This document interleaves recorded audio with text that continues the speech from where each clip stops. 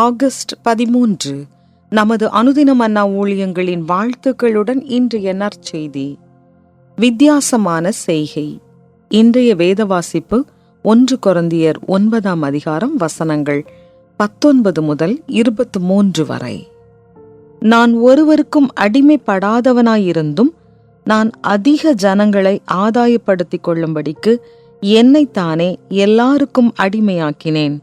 யூதரை ஆதாயப்படுத்திக் கொள்ளும்படிக்கு யூதருக்கு யூதனைப் போலவும், நியாயப்பிரமாணத்துக்கு கீழ்ப்பட்டவர்களை ஆதாயப்படுத்திக் கொள்ளும்படிக்கு நியாயப்பிரமாணத்துக்கு கீழ்ப்பட்டவனைப் போலவும் ஆனேன். நியாயப்பிரமாணம் இல்லாதவர்களை ஆதாயப்படுத்திக் கொள்ளும்படிக்கு அவர்களுக்கு நியாயப்பிரமாணம் இல்லாதவனைப் போலவும் ஆனேன். அப்படியிருந்தும் நான் தேவனுக்கு முன்பாக நியாயப்பிரமாணம் இல்லாதவனாயிராமல் கிறிஸ்துவின் பிரமாணத்துக்குள்ளானவனாயிருக்கிறேன். பலவீனரை ஆதாயப்படுத்திக் கொள்ளும்படிக்கு பலவீனருக்கு பலவீனனைப் போலானேன்.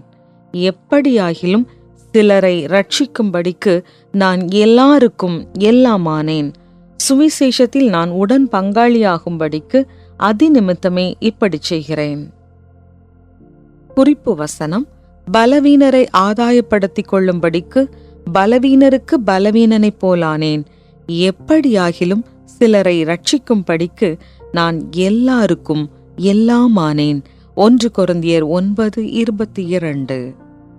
மேரி ஸ்லெஸ்ஸர் 1800ஆம் ஆண்டுகளின் பிற்பகுதியில் ஆப்பிரிக்க நாடான கலாபருக்கு, அதாவது தற்போதைய நைஜீரியாவுக்கு கப்பலில் சென்றபோது மறைந்த டேவிட் லிவிங்ஸ்டனின் மிஷனரி பணியை தொடர ஆர்வமாக இருந்தார்.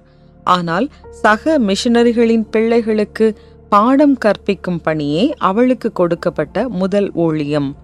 அவள் அதை எதிர்பார்க்காததால் சோர்ந்து போனார். ஆகையால் அவள் ஒரு துணிச்சலான காரியத்தை செய்ய முன்வந்தாள். அவள் ஊழியம் செய்யும் மக்கள் வாழும் இடத்திலேயே குடியேறினாள். அவர்களுடைய கற்று அவர்களுடைய வாழ்க்கை முறையை தத்தெடுத்து கொண்டு அவர்களின் உணவையே உண்ண நேரிட்டது. எண்ணற்ற ஆதரவில்லாத குழந்தைகளை பராமரித்தாள். ஏறக்குறைய 40 ஆண்டுகளாக அந்த மக்களுக்கு அவள் நம்பிக்கையையும் நற்செய்தியையும் பிரஸ்தாபப்படுத்தினாள். நம்மை சுற்றி வாழும் மக்களின் தேவைகளை சந்தித்தலின் முக்கியத்துவத்தை பவுல் அப்போஸ்தலர் நன்கு அறிந்திருந்தார்.